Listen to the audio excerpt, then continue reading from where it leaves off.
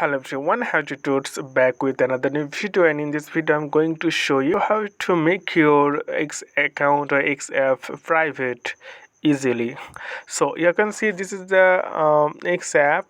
So you need to tap on your profile icon, simply tap on here left top corner on the screen, simply tap on that, and once you tap on that then you'll see option settings and privacy. Okay, so simply tap on settings and privacy.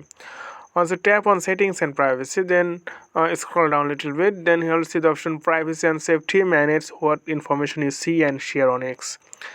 So simply tap on audience and tagging, so you can see protect your post. So once you turn it on, then your account now private. It means that only current followers and people you approve in the future will be able to see your post only. So if you go back, then you can check that beside your profile you will see the lock icon. So you can see the option, so you can see this is the lock option here. So you can do this really easy. So okay friend, I hope this video was helpful for you. So today is no more, and thank you for watching.